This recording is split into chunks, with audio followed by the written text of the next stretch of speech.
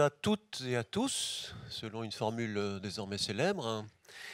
Euh, Nous allons aujourd'hui donc entamer cette quatrième session donc, du cycle de formation, mettre en œuvre un programme de compliance, de l'audit interne à la gestion de crise. Donc nous aurons des intervenants tout à fait qualifiés pour en parler. Nicolas Tollet, donc, qui est à ma droite, hein, et Sébastien Thierry qui devrait être à ma droite dans 2 minutes. Je vais simplement vous donner 2, 3 éléments peut-être d'actualité pour ceux qui ne seraient pas au courant sur les toutes dernières actualités. D'abord, il y a le décret et l'arrêté du 14 mars sur la constitution de l'AFA que vous avez probablement vu, avec la nomination donc, de Charles Duchesne comme président et outre le secrétariat général, donc 2 commissions, l'une qui est la commission de contrôle, hein, ça s'appelle un service, Maria, le service chargé du contrôle, hein, et service chargé du conseil et de l'analyse stratégique et du développement international, donc de l'Agence française anticorruption. Je précise d'ailleurs qu'il y a une réunion aujourd'hui au MEDEF actuellement avec Charles Duchesne, justement, à laquelle je ne suis pas allé parce que je préfère être avec vous, en fait.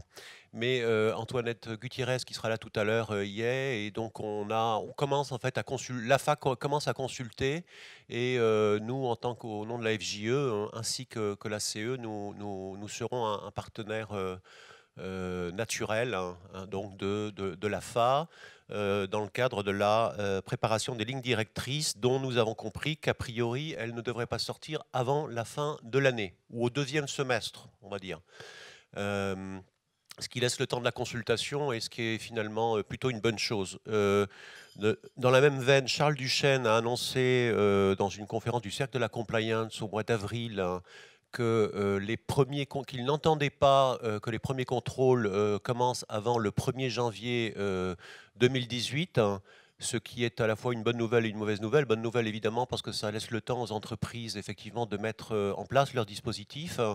Néanmoins, il y a un petit bémol, c'est que je pense qu'il ne faut pas que les entreprises se disent finalement qu'elles reprendront le chantier début 2018 parce que l'AFA peut aussi, malgré ce qu'a dit Charles Duchesne et qui n'est qu'une déclaration orale, l'AFA peut néanmoins commencer ses contrôles en 2017 si elle a des informations qu'elle estime pertinentes pour commencer ses contrôles, ce qu'a rajouté donc Charles Duchesne lors de son intervention.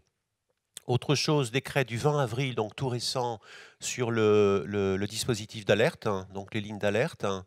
Ce décret, je sais pas, Marie, on ne peut pas dire qu'il apporte des éléments sur l'article 8, oui, oui, c'est ça, hein, sur la protection de la lanceur d'alerte, et l'article 8, pas l'article 17. Hein, ouais. Non, le seul point qu'il faut noter, c'est qu'il confirme qu'il faut préserver la confidentialité de l'alerte, du nom de lanceur d'alerte, et qu'il ne parle pas d'anonymat, alors que ceux qui ont lu la U04 de la CNIL savent que la CNIL admet que certaines alertes... Enfin, merci. La CNIL admet que dans certains cas précis, assez graves, l'anonymat du lanceur d'alerte puisse être conservé, comme ça existe dans d'autres pays. Donc on va voir ce qu'il en est.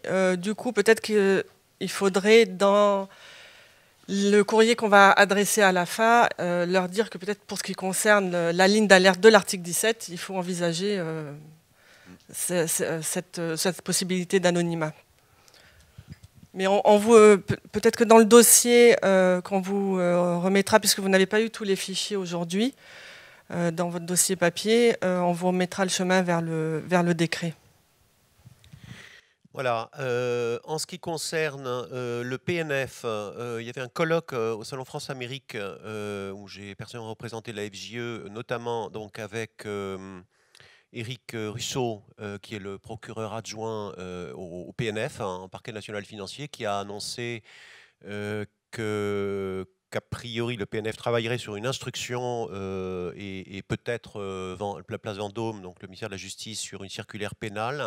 Donc ça aussi c'est à suivre, mais il semble quand même, d'après les interventions d'Éric Russo et du PNF, qu'on s'achemine assez probablement vers des pratiques, on va dire, qui soient assez fortement inspirées des pratiques américaines, ce qui ne serait pas une surprise, en particulier en matière de coopération complète, hein, et d'enquête exhaustive, ce qui est le cœur du sujet de ce matin. Voilà. Et dernier mot, nous avons donc évoqué avec le PNF et avec l'AFA la possibilité d'organiser un colloque sous les auspices de la FJE et de la CE lorsque les lignes directrices seront publiées ou en voie de publication. Donc on a un accord de principe de leur part, hein, et bien entendu vous serez informés donc au second semestre, hein, si vous souhaitez participer donc à cette conférence exceptionnelle avec l'AFA et le PNF, hein. Enfin, tu as l'air de dire que je m'avance un peu, mais enfin...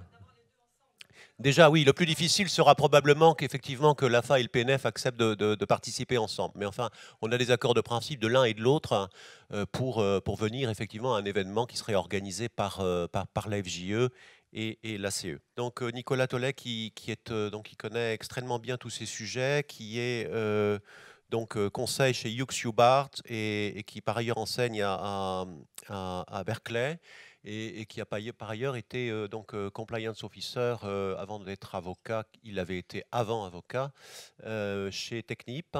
Je te laisserai peut-être compléter.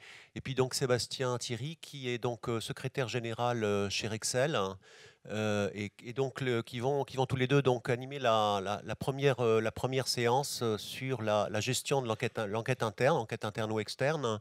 Nous aurons ensuite Joseph Vogel, que la FJE connaît bien, parce que le cabinet Vogel est un partenaire très privilégié de la FJE, et qui évoquera la question de l'enquête, mais sous l'angle du programme de compliance antitrust, parce que j'ai toujours tendance à penser qu'aujourd'hui, avec le focus particulier qui est fait sur l'anticorruption, on a un peu tendance à oublier que l'antitrust reste quand même effectivement un risque absolument considérable, et que les programmes de compliance sont parfaitement adaptés pour prévenir et gérer les risques de concurrence, de violation des règles de concurrence.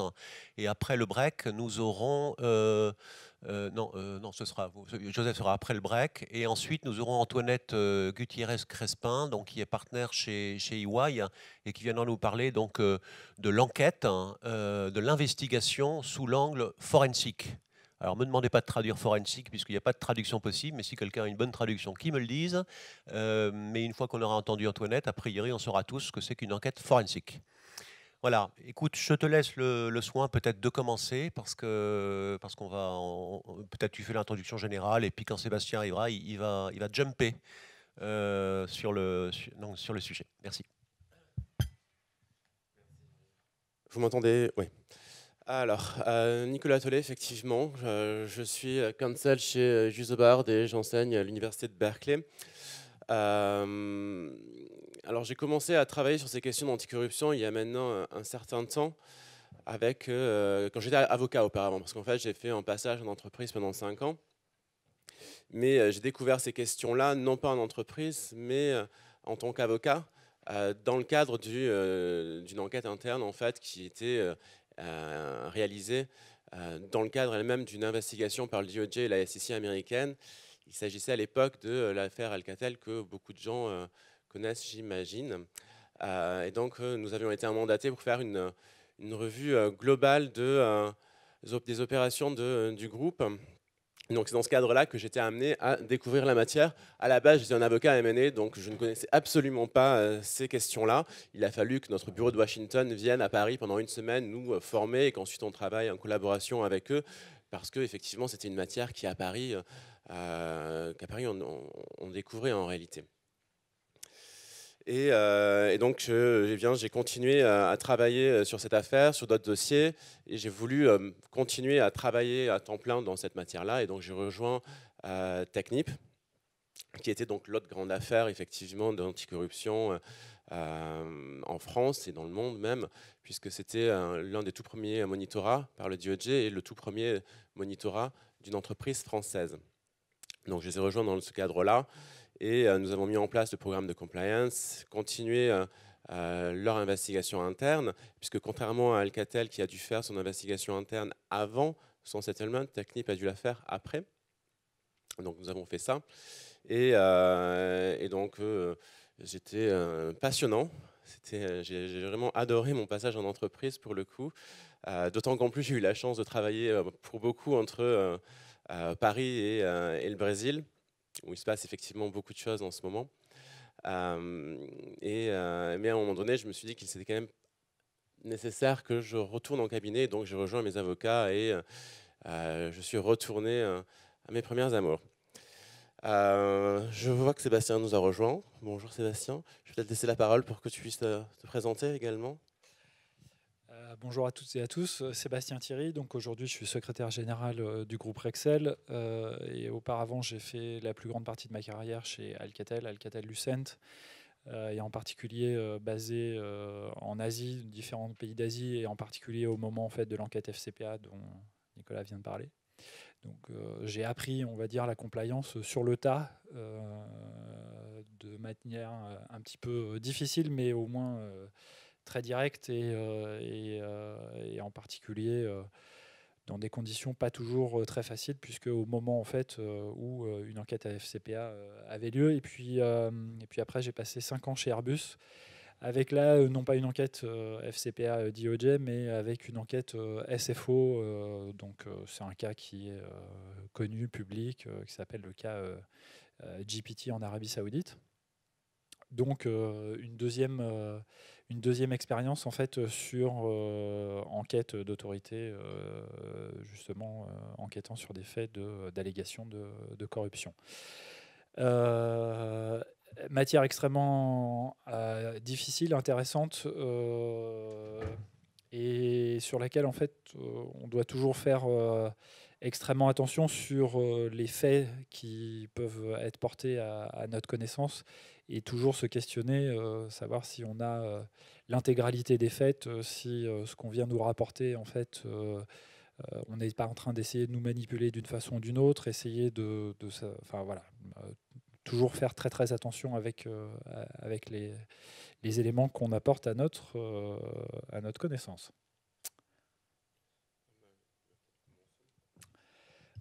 Donc la présentation aujourd'hui en fait va porter donc en 3 parties. La première, c'est conduire un audit ou une investigation interne et quels sont les éléments en fait qui peuvent nous amener à faire ce genre de choses.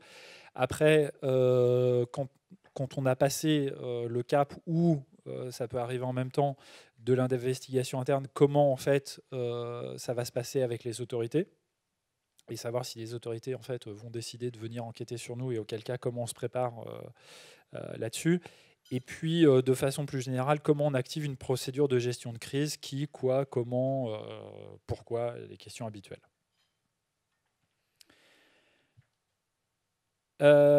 Donc conduire un audit ou une investigation interne. Alors pourquoi et quand? Et donc, il y a 3 cas possibles.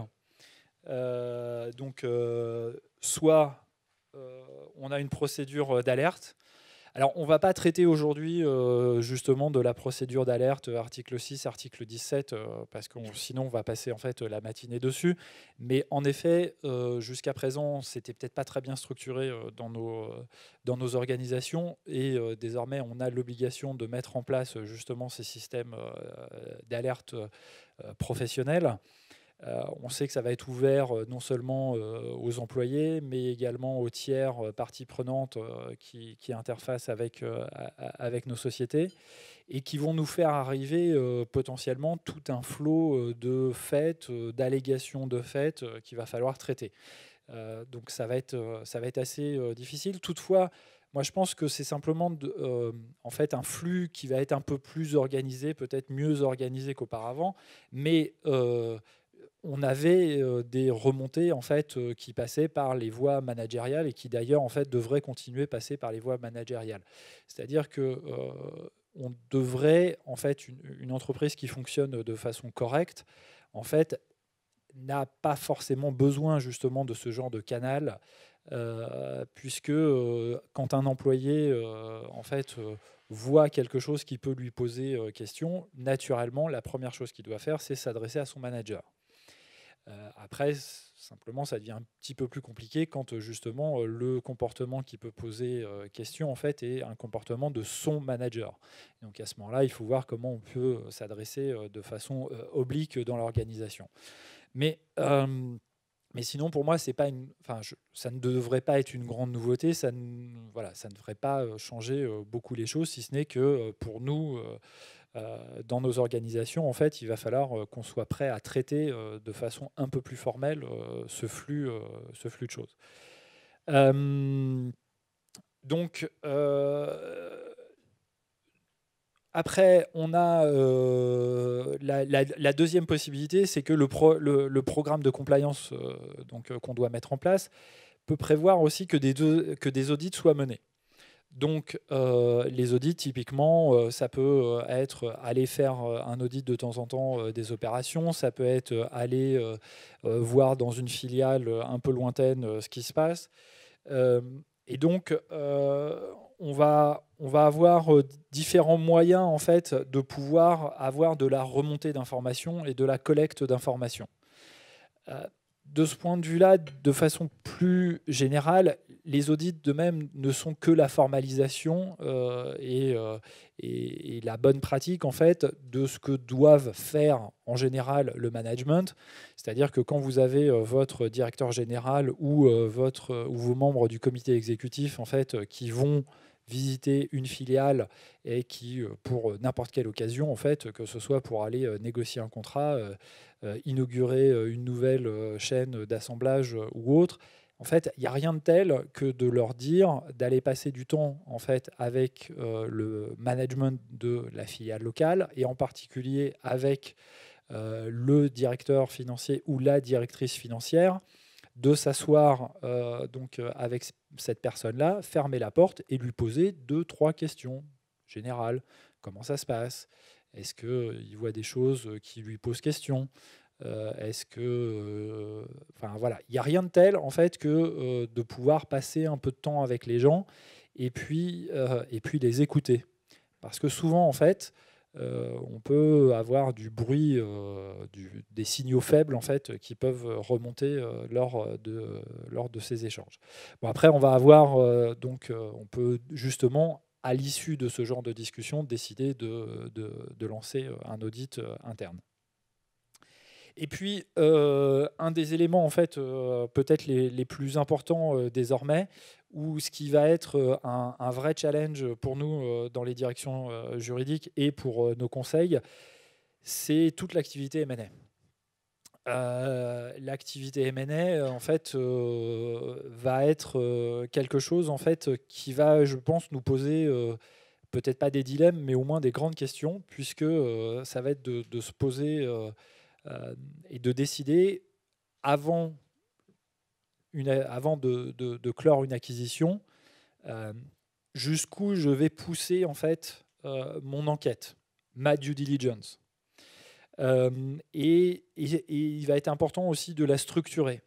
Alors on sait que par exemple quand on veut acquérir une société en fait, qui est un compétiteur, on va être obligé de s'organiser en fait, pour respecter les règles de concurrence. Et donc, on va préparer des clean teams, des clean rooms.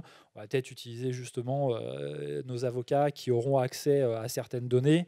Et pour éviter d'y avoir accès nous-mêmes et d'être, entre guillemets, brûlés, ce qui nous empêcherait en fait, d'avoir après accès à certains marchés, puisqu'il y aurait une distorsion de concurrence.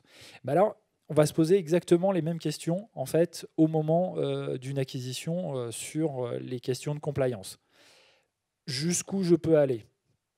C'est-à-dire jusqu'à quel niveau d'intrusion, entre guillemets, je souhaite aller. Parce que ça va avoir des impacts en fait, très directs. C'est-à-dire que, ultimement, si vous décidez de clore l'acquisition, les problèmes potentiels de la cible, en fait, ça va devenir vos problèmes. Donc, vous aurez à les traiter. Donc, si jamais vous identifiez, peut-être pour commencer, des points d'interrogation ou même des problèmes, ça va avoir deux impacts. Un, est-ce que les problèmes sont tellement importants et qui vont être tellement disruptifs sur vos activités que vous allez préférer faire une recommandation négative en disant non, en fait, le ratio bénéfice versus coût, et dans ce cas-là, coût, c'est un coût à traiter, mais c'est de l'attention en fait est beaucoup trop important, et donc vous allez faire une recommandation négative de ne pas acquérir en fait cette société, ou bien vous allez dire bah voilà, la valeur de cette société va être impactée et donc vous allez appliquer un discount. Donc là, on va nous demander, en fait, à nous, justement, en direction juridique, de prendre un avis, de mettre une recommandation là-dessus. Et là, c'est extrêmement délicat parce que, comme je le disais au tout départ, quel est le degré de certitude que vous allez pouvoir acquérir en faisant preuve de diligence, en fait, faible ou bien très forte, ou bien est-ce que vous allez demander à avoir un accès extrêmement intrusif? Et on a eu des questions, des débats lors de la préparation en fait, de cette intervention pour savoir, par exemple, jusqu'à quel point vous allez pouvoir demander à faire un peu de collecte en fait, de data, c'est-à-dire quasiment en fait, du forensic, avec des mots-clés sur des boîtes mail. C'est extrêmement intrusif. Donc vous pouvez très bien avoir une cible qui va refuser complètement ce genre de choses. D'un autre côté, vous allez vous demander mais pourquoi éventuellement ils vont le refuser? Est-ce qu'il y a des choses à cacher ou pas? Donc on va être dans les 50 nuances de gris sur pourquoi, comment, jusqu'où je vais poser. Enfin, c'est beaucoup de questions et peu de réponses. Alors, comment mener une audit interne, enfin un audit de compliance ou une investigation interne, une enquête interne? Il n'y a pas de règles préétablies. Ça va vraiment dépendre des circonstances. Donc, on peut cependant savoir qu'il y a quelques points qui reviennent régulièrement. Donc, bien entendu, lorsqu'on va y procéder, une fois qu'on aura déterminé qu'il faut faire un audit de compliance ou une enquête interne, on va bien entendu devoir mettre en place son équipe. Lorsqu'on va mettre en place son équipe, il faudra bien sûr faire attention à maintenir son indépendance pour garder l'objectivité de l'audit, de l'enquête. On va également faire en sorte que l'équipe soit resserrée pour pas que les informations circulent dans l'entreprise ou à l'extérieur. On va mettre en place un plan d'action avec un scope à établir, un scope qui va dépendre notamment aussi du budget, puisque ça peut nécessiter énormément de voyages. Il faut protéger les sources, ce qui sera d'autant plus important aujourd'hui avec la loi Sapin 2, avec la pénalisation de la divulgation d'éléments pour identifier un lanceur d'alerte, préserver les preuves, notamment si on est aux États-Unis, collecter et analyser les faits, prendre les mesures pour remédier aux problèmes identifiés et rédiger un rapport. N'hésitez pas à m'interrompre si vous avez des questions. Hein. On peut aussi en faire un échange. Donc. Pour ce qui est de la préparation du plan d'action, alors quelle fonction il va falloir quelle fonction ou division il va falloir auditer? Ça va dépendre en réalité de la raison pour laquelle on va lancer l'enquête ou l'audit de compliance. Si ça fait suite à une alerte professionnelle remontée dans l'entreprise, on va regarder bien entendu ce que dit l'alerte. Si l'alerte fait état d'un conflit d'intérêt entre un fournisseur embauché au Moyen-Orient et un membre de l'équipe du procurement, bien entendu, on va aller regarder la fonction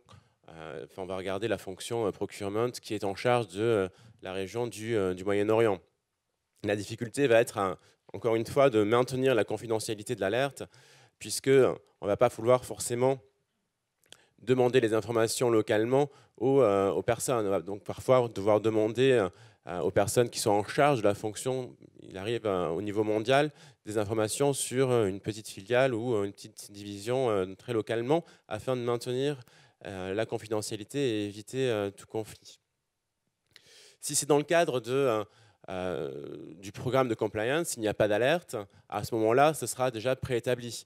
Et pour certains clients, effectivement, on a mis en place des procédures très détaillées où on a des dizaines de critères qui sont soigneusement pondérés afin d'établir dans quel pays, division, fonction, projet, il faut aller jeter un œil parce que le risque est élevé. Donc ces critères pourront être, par exemple, alors certes, la cartographie de Transparency International, ça pourrait être également le chiffre d'affaires réalisé dans tel ou tel pays, ça pourrait être les interactions avec les agents avec les agents publics, ça pourrait être le business model, l'utilisation d'agents commerciaux, la structuration de la rémunération d'agents commerciaux, le montant total de la rémunération des agents commerciaux. Donc il y a tout un tas de critères qu'on peut mettre en place afin d'identifier là où il faut aller regarder. Dans le cas d'une opération d'acquisition, là on va être plus sur un exercice de cartographie des risques qu'on va réaliser à l'extérieur et du coup ça va être plus classique. Les salariés à interviewer, alors oui, il faudra souvent interviewer des salariés. Là encore, ça reste circonstancié. Donc dans le cas d'une acquisition, par exemple, on va vouloir aller en fonction de la cible. C'est de la disponibilité des gens, bien entendu, aller interviewer le PDG, le CFO, le directeur juridique, le directeur de la conformité, le directeur de l'audit. Donc des fonctions assez classiques qui peuvent être intéressées par ces questions.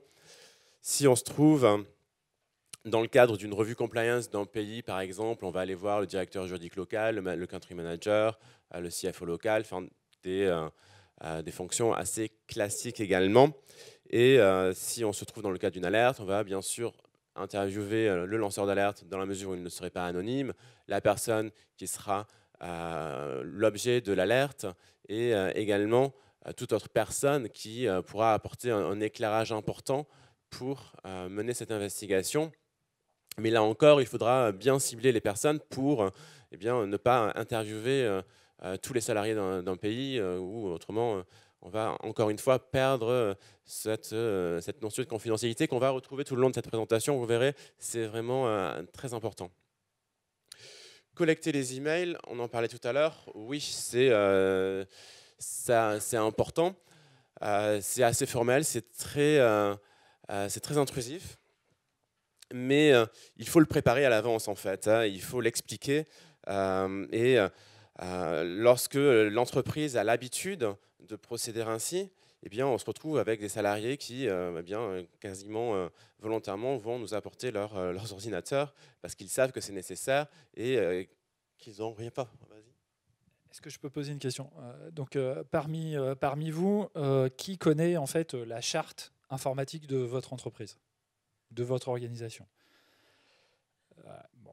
Alors, il n'y a pas toutes les mains qui se lèvent, donc je vous conseille à toutes et à tous en fait, d'aller voir votre charte informatique pour savoir ce qu'il y a dedans, savoir s'il ne faut pas l'updater par exemple, parce que si vous voulez pouvoir justement procéder à une collecte, je suis désolé, voilà, ça vous permettra également d'aller rencontrer quelqu'un d'extrêmement important pour ce genre de choses. En fait, ça va être le directeur des systèmes d'information, le DSI. Alors, il peut porter différents noms, mais c'est la personne qu'il vaut mieux ne pas rencontrer pour la première fois en fait lors de ce genre d'événement. Alors, c'est un petit peu ironique, mais pas tant que ça. C'est-à-dire que de temps en temps, en fait, on est un petit peu cloisonnés les uns les autres, et puis on a tous beaucoup de choses à faire, et donc on prend pas forcément le temps en fait d'aller rencontrer ces personnes. C'est bien de prendre du temps avant pour justement discuter avec eux. Donc la charte informatique, il y a quoi dedans? Qu'est-ce que ça nous autorise à faire? Sous quelle procédure, de quelles autorisations on va avoir besoin en fait de nos mandataires sociaux pour pouvoir éventuellement justement procéder à la récolte et à la collecte des emails. Qu'est-ce qu'on va pouvoir en faire? Comment on va devoir en fait les conserver? Quel type d'informations on va devoir donner aux salariés ou pas. Donc, de façon très pratique, s'il y a une petite chose à faire ou à rajouter dans votre to-do list à l'issue d'aujourd'hui, c'est prendre rendez-vous avec votre DSI et puis aller discuter de ce genre de choses pour voir justement si votre charte est à jour et ce que vous voulez faire, enfin ce que vous souhaitez pouvoir faire, en fait, vous pouvez réellement le mettre en œuvre. Parce que malheureusement, quand on n'a pas une charte informatique à jour, il est parfois totalement impossible ou c'est beaucoup plus difficile et complexe en fait de pouvoir procéder à cette collecte d'informations. Pardon. Oui, question. On a souvent une charte informatique pour la société mère qui ne s'applique pas dans les filiales ou par loi ou parce que cette charte informatique peut être compliant avec la loi française, mais ne s'applique pas à une loi en Inde ou en Chine ou au Brésil. Ou en Allemagne. spécifique en Allemagne. Pour être, Oui. parce que parfois, en fait, c'est dans les pays qui sont les plus proches de nous, on se dit qu'il n'y a pas de problème, et en fait, c'est souvent dans ces pays-là, justement, où c'est juste à côté, on s'aperçoit que la législation nationale, en effet, est totalement différente. Et parfois, on a des bonnes surprises, c'est plus simple de faire de la collecte d'informations. Puis alors après, vous allez avoir des cas un peu complexes, c'est-à-dire que, par exemple, vous avez une filiale en Indonésie, vous avez un general manager qui est allemand et qui est en contrat, justement, d'expat. Donc, quelle est la loi applicable qui va s'appliquer et comment vous allez pouvoir éventuellement collecter en fait les informations dans sa boîte mail et sur quel droit éventuellement derrière social en fait vous allez devoir faire certaines choses. Donc c'est complexe. Alors on va pas, il n'y a pas de recette magique. Hein. La recette magique, ou simplement, c'est d'aller voir son DSI et de faire une cartographie en fait.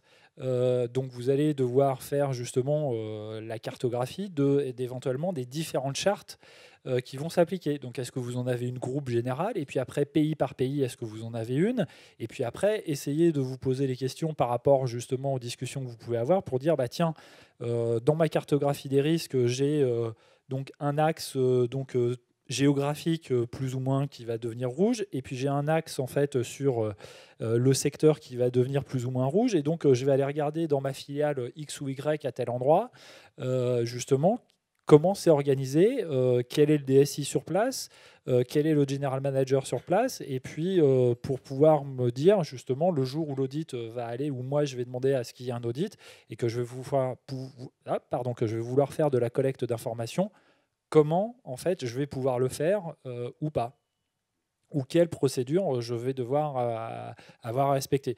Donc c'est pour ça en effet quand je disais allez voir votre DSI et allez voir votre charte, j'aurais dû mettre tout ça au pluriel. Je voudrais juste ajouter, c'est une incidente, mais il y a une question qui se pose et peut-être que vous avez une réponse. Je me tourne aussi vers vous si vous tapez une consultation pas chère, mais la question du statut des lanceurs d'alerte. Si un lanceur d'alerte n'est pas localisé en France, hein, localisé dans un autre pays, et que vous êtes amené de ce fait-là effectivement à faire une enquête en dehors du territoire français, est-ce que la personne qui est potentiellement un lanceur d'alerte peut bénéficier du statut de lanceur d'alerte de par la loi française ou de par la loi du pays où il travaille? Ça, c'est une question, je pense, qui est assez délicate. Je pense que vous avez une réponse, vous avez déjà réfléchi à la question, mais oui, c'est une question de droit du travail, mais en fait, c'est quand même aussi extrêmement important. Oui, mais oui. Comme le disait Sébastien, si on a un expat qui est français dans tel ou tel pays, du coup, eh bien, son contrat de travail est de droit français, donc la protection de la loi Sapin 2 va s'appliquer à lui. Après, il va falloir regarder effectivement au cas par cas en fonction de chaque pays, en fonction de la protection locale aussi qui va pouvoir s'appliquer. Donc c'est vraiment du cas par cas à ce niveau-là. Pour en revenir à la charte informatique, oui, c'est effectivement nécessaire parce que pour collecter les emails, il va falloir que ce soit prévu. Il faut effectivement parler avec l'IT. Je l'ai effectivement beaucoup fait par le passé et on s'aperçoit qu'il y a beaucoup de choses qui sont possibles qu'on n'imaginait pas forcément. Des pratiques qui sont notamment faites lorsque les salariés s'en vont, etc. et qui sont généralement pas forcément très publiques. Et donc on s'aperçoit qu'on a beaucoup de possibilités en réalité au sein d'une entreprise pour collecter des informations, surveiller les informations, et donc c'est assez intéressant à partir du moment où on sait qu'on a le droit juridiquement de faire telle ou telle chose, de savoir qu'on peut effectivement le faire d'un point de vue technologique. Donc il y a des discussions intéressantes à avoir avec ces personnes de l'informatique. Pour complémenter là-dessus, vraiment, en fait, quand vous allez aller voir votre DSI, je ne sais pas quel est votre niveau d'appétence en fait pour la technologie, mais c'est extrêmement important parce que, par exemple, lors de ces entretiens, alors vous pouvez prévoir, par exemple, en fait, de faire systématiquement en fait un entretien de sortie en fait de salariés. Il n'y a rien de tel en fait pour s'apercevoir en fait, pour prendre le pouls en fait, ou la température à un endroit ou un autre d'un secteur, de prévoir que quand il y a quelqu'un qui part, en fait, vous essayez avec la personne et puis vous allez avoir une discussion un peu à bâton rompu.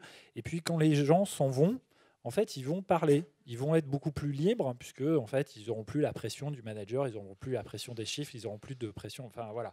Et donc, vous allez pouvoir, en effet, récolter de l'information. Alors, peut-être que voilà, ce sera tout à fait ordinaire, il ne se passera rien, mais vous allez peut-être capter des signaux faibles. Et peut-être que ça va vous donner des idées pour vous dire « Ah bah oui, mais tiens, je vais peut-être aller voir un petit peu ailleurs en fait, si ça se passe de la même façon ou pas. » Et puis en effet, vous allez pouvoir en fait, vérifier le matériel informatique, parce que le matériel informatique, il appartient à la société. Donc c'est vrai qu'à ce moment-là, c'est beaucoup plus simple en fait, de pouvoir faire des analyses.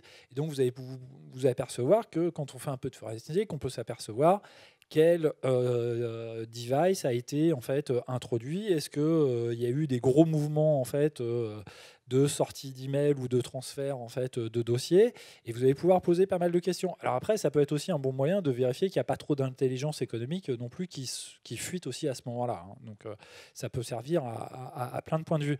Mais allez discuter vraiment avec vos DSI pour savoir justement quel est le parc informatique, comment ça se passe quand les gens partent. Parce que souvent, on s'inquiète quand les gens arrivent pour être sûr qu'ils ont bien leur PC, leur smartphone et tout ce qui se passe. Mais par contre, quand ils partent, qu'est-ce qui va se passer justement de la messagerie? Est-ce qu'elle va être détruite? Est-ce que le PC va être remis à zéro pour être réattribué automatiquement donc, à quelqu'un d'autre? Parfois, ça vaut le coup de dire et de se mettre d'accord avec le DSI qu'on va attendre 15 jours, 3 semaines, 1 mois avant de réattribuer un PC, c'est-à-dire avant qu'il soit complètement remis à zéro, parce que si jamais vous découvrez des choses ou que vous avez besoin d'y avoir accès, ça peut être très utile. De même, quelqu'un qui demande en fait à quelqu'un qui aurait perdu son PC ou qui aurait malencontreusement eu son disque dur qui a craché, pareil, posez-vous les questions, est-ce que c'est totalement anodin ou est-ce qu'il y avait un besoin de repartir en fait sur un disque dur propre et neuf? Et ça sera d'autant plus important si on se retrouve dans le cadre d'une investigation avec les États-Unis où il faut maintenir les preuves et ne surtout pas les supprimer. Oui. Est-ce qu'on a une obligation particulière de durée d'archivage des boîtes mail après le départ des salariés? Alors là, c'est le droit français. Je crois que la CNIL doit avoir des recommandations par rapport à ça. Ensuite, ça va dépendre de... Tu as la réponse? C'est une question RH aussi. CNIL et RH, on considère que la boîte email est personnelle aux salariés. Donc qu'il y a une confidentialité des correspondances. Et donc normalement, il faut demander aux salariés de signer un accord selon lequel on peut continuer à accéder à sa boîte pendant le nombre de semaines qu'il aura bien aimé. Je ne parlais pas d'accès à la boîte, je parlais d'archivage. Et en cas d'enquête FCPA, est-ce qu'on a le droit de faire du forensic sur ces boîtes de gens qui ont quitté la société? Oui, alors là, on en revient à ce que je suis en train de vous dire, c'est que vous pouvez faire du forensic si vous avez eu le droit d'accès à ces emails. Et si c'est écrit dans la charte informatique, par exemple? Dans la charte informatique, il faut effectivement prévoir le point, et ensuite, vous pouvez l'adapter, le personnaliser suivant la personne qui s'en va.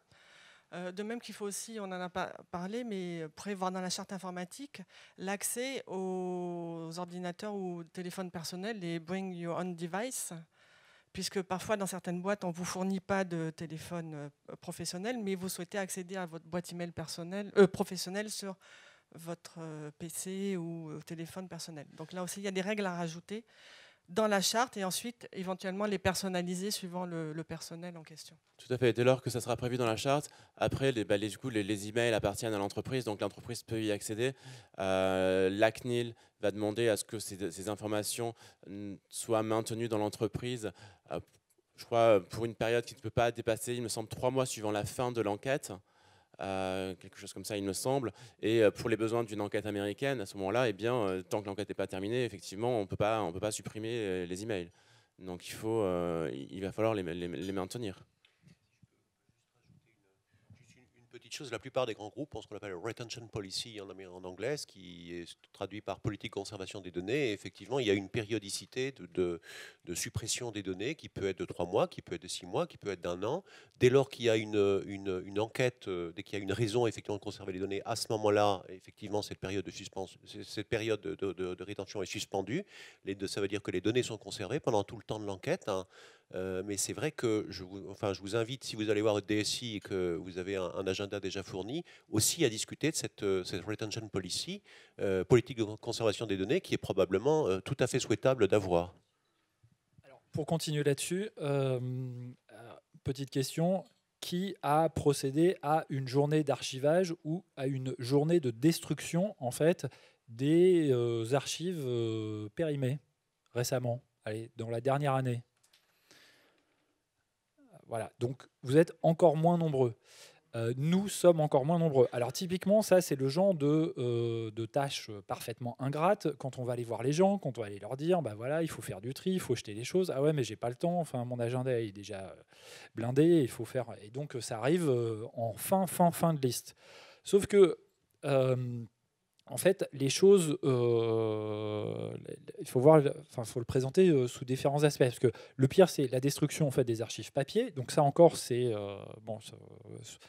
Il y en a certains qui en ont un peu, pas beaucoup, mais pour les personnes en fait qui sont dans les sociétés depuis très longtemps, en fait, ils changent de PC tous les 2, 3, 4 ans, et puis en fait, ils font du backup. En fait, on demande à transférer les anciens dossiers, les anciens emails, et voilà, des choses importantes. Alors, c'est bien parce que ça peut être extrêmement utile quand on a besoin de construire une proposition commerciale, se dire, voilà, avec tel client, qu'est-ce que j'ai négocié comme type de clause il y a très longtemps, et donc on arrive à pouvoir maintenir du précédent ou céder de plein de choses. Mais d'un autre côté, c'est aussi du pain béni pour certaines autorités qui vont trouver mieux qu'une boîte de chaussures en fait, dans laquelle il y a plein de choses qui sont mises, parce que c'est directement en fait, conservé dans le PC.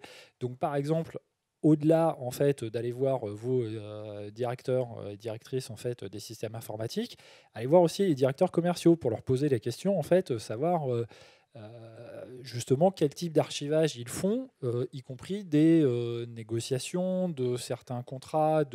Parce que n'oublions pas qu'il y a certaines législations aujourd'hui qui caractérisent en fait en violation des comportements qui étaient tout à fait tolérés il y a quelques années, voire un peu plus longtemps que ça.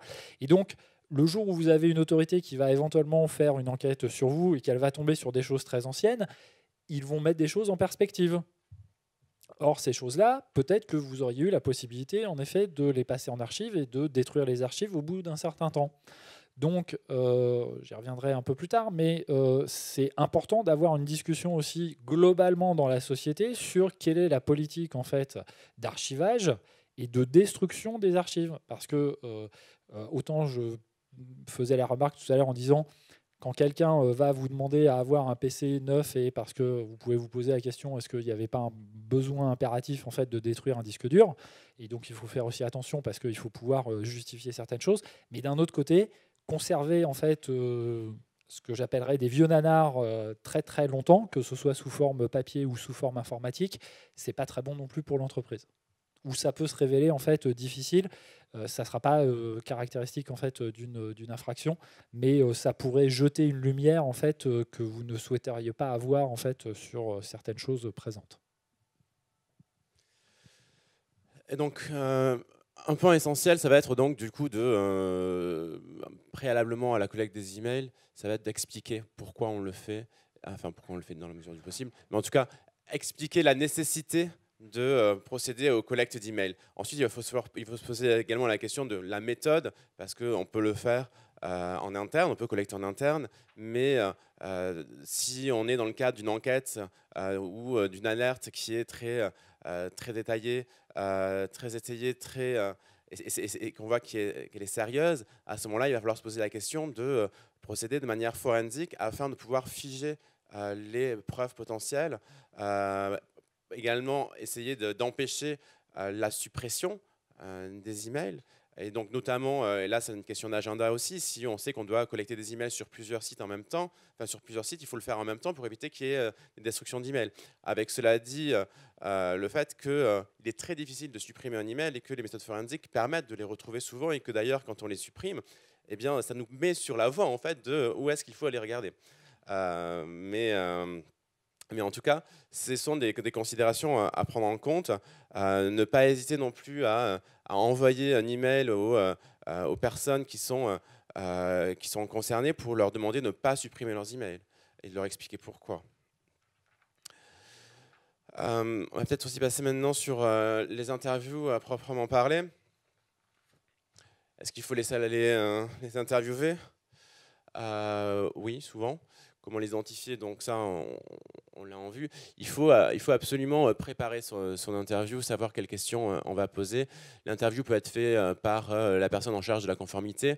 Ça peut être fait également par son conseil. Le conseil va permettre souvent de mettre de la distance entre la personne qui interviewe et la personne qui est interviewée afin de préserver la relation en interne, parce qu'il y a des questions qu'on doit poser qui sont parfois gênantes, qu'on ne veut pas forcément que le directeur juridique ou le chief compliance officer pose. Et donc le fait que ce soit le conseil qui la pose, eh bien, ça permet de préserver cette relation. Donc il faut préparer à l'avance les questions qu'on va poser. Il faut aussi du coup savoir amener les questions.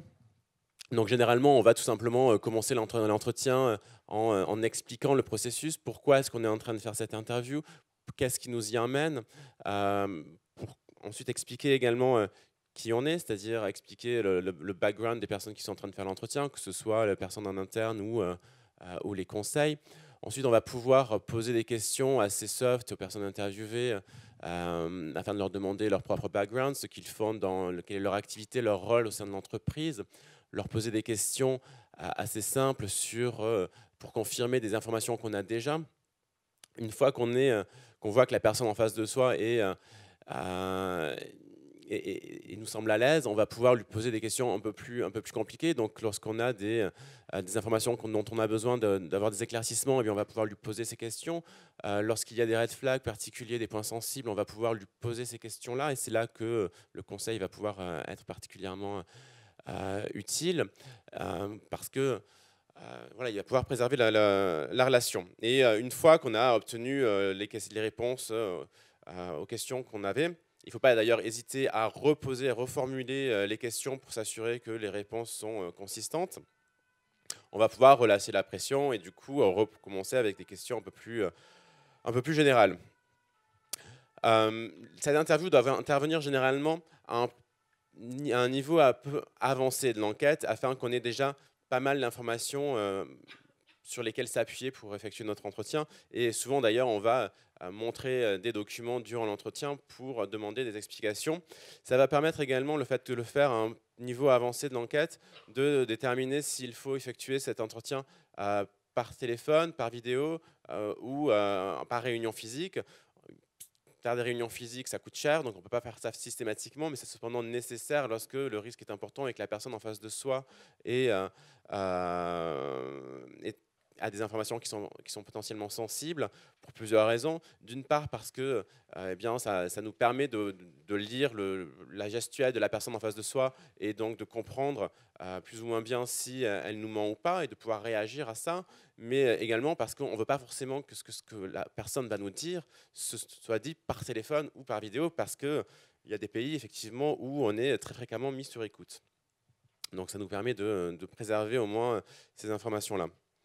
D'ailleurs, parfois des écoutes qui sont illégales. Sur ces interviews, le barreau de Paris a fait un vade-mecum qui donne des recommandations sur comment réaliser ces entretiens. Je vais vous lire quelques-unes de ces recommandations. L'avocat chargé d'une enquête interne se doit d'observer en toutes circonstances nos principes essentiels.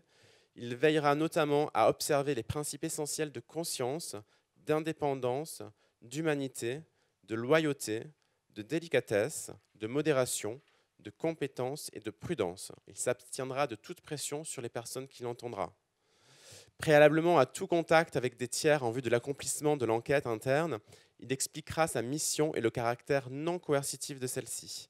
Il leur précisera que leurs échanges ne sont pas couverts par le secret professionnel à leur égard et que leurs propos pourront être en tout ou partie retranscrits dans son rapport. Il mentionnera aux personnes qui l'entendent pendant l'enquête interne qu'il n'est pas leur avocat, mais qu'il agit pour le compte du client qui l'a missionné pour accomplir cette enquête. Ça, c'est l'option warning dont vous avez peut-être entendu parler du point de vue américain. Il expliquera aux personnes auditionnées et aux personnes contactées pour les besoins de l'enquête interne que le secret professionnel auquel il est tenu envers son client ne s'impose pas à celui-ci, de telle sorte que leurs déclarations et toute autre information recueillie pendant l'enquête pourront être utilisées par son client, ainsi que le rapport qu'il lui remettra le cas échéant. Il indiquera à la personne auditionnée qu'elle peut se faire assister ou conseiller par un avocat lorsqu'il apparaîtra avant ou pendant son audition, qu'elle puisse se voir reprocher un agissement à l'issue de l'enquête interne. Et lorsque la déposition est recueillie verbatim, ce qui n'est pas nécessairement toujours le cas, il donnera à la personne entendue la possibilité de relire ses déclarations et de les signer si celle-ci consent. Il s'abstiendra de lui remettre une copie si la préservation de la confidentialité de l'enquête commande de s'en abstenir au regard des règles de confidentialité françaises ou étrangères. Donc c'est un process qui est quand même assez formel et qui doit être réservé vraiment aux enquêtes internes et pas nécessairement lorsqu'on fait un entretien dans le cadre d'un audit de compliance où il n'y a pas d'alerte, où il n'y a pas de suspicion particulière. Autrement, on n'obtiendra pas de déclaration de la part des personnes interviewées, tant le process sera formel et on va effrayer en réalité les personnes auxquelles on va parler. Mais en revanche, dans le cas d'une enquête interne, à proprement parler, il faudra du coup effectivement respecter cet aspect-là. Pas de questions sur les interviews ? Vas-y. Est-ce qu'on est vraiment obligé de leur proposer un avocat et dans ce cas, est-ce que c'est à la charge de l'entreprise ? Ça va dépendre, je pense, de la personne qu'on interviewe, parce que pour certaines personnes, les assurances prévoient déjà qu'il y ait un avocat qui soit fourni. Pas forcément en enquête interne. Oui. Il faudra regarder du coup la police d'assurance qu'on a à ce niveau-là. Sinon, non, c'est pas forcément à l'entreprise de prendre en charge les frais d'avocat du salarié qui, si c'est pas prévu au titre de. C'est pas très facile à gérer ça, et aux États-Unis, la demande est faite systématiquement et pas forcément dans le reste des filiales. Mm-hmm. Dans le prolongement de votre question, si jamais le salarié prend un avocat, ouais. Du coup, les échanges deviennent confidentiels alors, parce qu'il y a deux avocats. Il y a l'avocat de l'entreprise et en face, il va se retrouver avec l'avocat du salarié. Et du coup, les informations qui vont être récupérées en présence de ces deux avocats seront couvertes par la confidentialité. Tout à fait, mais rien n'empêche de le lever. Comment on peut contourner la difficulté ? Parce que je suppose qu'après, il va falloir pouvoir se servir de ces déclarations qui auront été données dans un cadre d'échange confidentiel. Oui, mais rien n'empêche de lever le secret. Mais y compris pour le salarié, s'il est lui-même sous investigation, eh bien, il va pouvoir négocier éventuellement. Comment ? Ça me paraît, oui. Non, je crois que c'est pas simple. Mais il y a beaucoup de questions qui sont en train de se poser sur le legal privilege et notamment sur le fait qu'il y a des enquêtes qui sont multijuridictionnelles et donc des conflits également de secrets d'avocats. Et donc, c'est des questions qui se passent. J'en parlais encore hier après-midi avec le PNF. Il se pose beaucoup de questions justement sur ces questions-là parce que, outre le fait que le legal privilege va s'appliquer sur plusieurs personnes, ça va s'appliquer également sur plusieurs juridictions en même temps. Et donc, il faut être amené à pouvoir respecter l'ensemble. Et donc, c'est des questions auxquelles on n'a pas forcément toutes les réponses. D'ailleurs, le parquet hier n'avait pas non plus toutes les réponses et auxquelles il va falloir effectivement trouver des réponses au fur et à mesure que des enquêtes vont avoir lieu en France, effectivement. Oui, parce que juste une question d'un point de vue très pratique, si la société paye, parce qu'a priori c'est quand même ce qui est prévu par le dispositif, un avocat pour recueillir ces informations, des informations qui sont nécessairement un peu, des informations sensibles. Si ensuite le salarié se retrouve en contentieux justement avec l'entreprise, quid de savoir si l'avocat peut défendre la société, donc reste l'avocat de l'entreprise, alors même qu'à mon sens, il y a quand même un conflit d'intérêts qui est manifeste, et je ne vois pas comment on peut dire « Ah ben oui, mais vous n'êtes pas protégé par le secret professionnel dans ce cadre-là, alors même que j'aurais recueilli des informations sensibles que je suis payé et que mon client, c'est la société à laquelle vous serez opposé dans un contentieux futur. J'avoue que j'ai un peu de mal à comprendre quelle est la position du barreau, ne serait-ce que sur ces questions-là, parce qu'il y a eu beaucoup de débats et la question n'est pas tranchée. Et du coup, sur l'application concrète de la loi Sapin et même voilà, des circulaires qui vont y avoir, des décrets, il y a une circulaire pénale, vous en parlez, mais il y a des décrets surtout d'application, notamment le dernier qui est sorti sur le lanceur d'alerte, c'est pas très clair. Voilà. Dans le Vadémécum, il y a un passage, en fait, je ne sais pas quel est le numéro de l'article, mais qui dit « L'avocat doit assister son client dans une procédure amiable ou contentieuse afférente ou consécutive à l'enquête interne, mais ne peut représenter son client dans une procédure dirigée par celui-ci contre une personne qui l'aurait auditionné pendant l'enquête interne. » Alors, en fait, en tant que responsable juridique, notre rôle principal, en fait, c'est de faire l'architecture de tout ça. Donc, en effet, c'est d'avoir la première chose, ça va être de dresser une liste, en fait, non pas d'un avocat ou du cabinet habituellement avec lequel on travaille en fait sur ce genre de sujet, mais il va falloir préparer des listes complémentaires. Parce qu'en effet, si vous vous retrouvez justement, vous commencez un entretien, peut-être que c'est vous qui allez commencer à le mener, peut-être que ça va être l'audit qui va commencer à le mener. Il y a des éléments qui vont vous amener justement à, entre guillemets, muscler et structurer un peu plus ça. Donc vous allez vous dire, bon, en effet, je ne vais pas le faire moi-même, je vais me faire assister en effet de professionnels, c'est-à-dire de gens. C'est pas notre job non plus à nous tous les jours de mener des entretiens. On n'est pas des professionnels en fait de ce genre de choses. Donc vous allez utiliser votre avocat. La première chose que vous allez vous poser comme question, c'est en effet est-ce que je vais proposer donc à mon salarié d'en avoir un ou pas, parce que vous avez le devoir de lui expliquer que en effet l'avocat qui va être là, et l'avocat ce sera aussi son devoir de dire qu'il est bien l'avocat de la société, son client c'est la société. Et donc, à ce moment-là, il y a peut-être une policy d'INO en fait, sur laquelle vous allez vous appuyer. Après, si vous vous appuyez là-dessus, ça veut dire aussi que vous allez devoir commencer à parler à votre assureur et lui expliquer pourquoi en fait, vous activez la DNO. Donc, est-ce que vous souhaitez, et donc là, ça va être vis-à-vis du management général de la société, est-ce que vous allez vouloir impliquer justement un maximum de personnes? Donc, en fait, votre boulot... Notre boulot, c'est de préparer, en fait, d'avoir une vision stratégique sur ces sujets et de préparer une architecture. Donc, de visualiser quels acteurs, en fait, vont être appliqués, à quel moment et à quel moment vous allez commencer à en rajouter. Pourquoi? Et si vous en rajoutez à un endroit, quel va être l'effet domino à un autre endroit? Vous allez aussi avoir, par-dessus tout, donc à jouer avec... nous sommes dans des organisations humaines, donc c'est un élément qui est hyper important à prendre en compte, parce que c'est des collègues parfois que vous connaissez bien, avec lesquels vous allez avoir à discuter de sujets justement difficiles.